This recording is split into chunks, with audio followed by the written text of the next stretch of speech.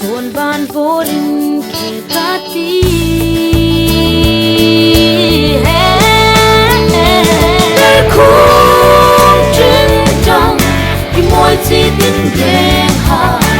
bên mình sai là ngồi tin sang cảm xúc ta ta đi chú lo mình ấy mỗi nấc khi xa in pa cái tim in pa kim trôi mỗi tim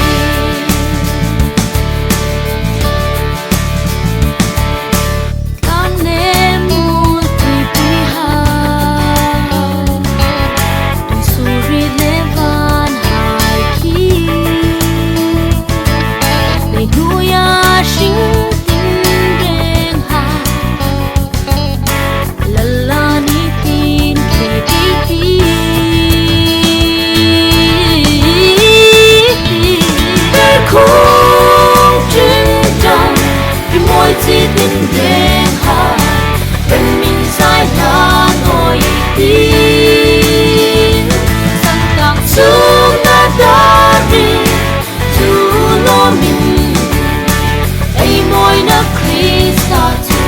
in pa cái tim in pa kim trôi mỗi tim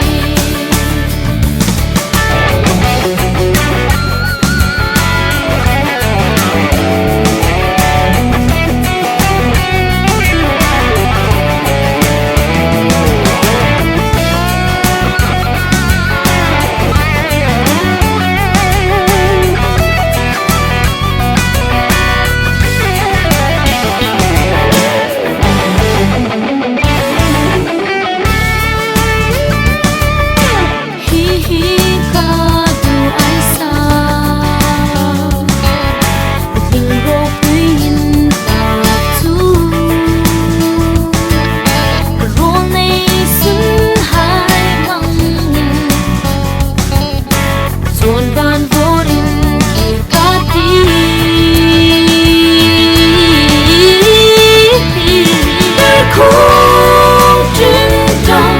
vì mỗi chi tin đen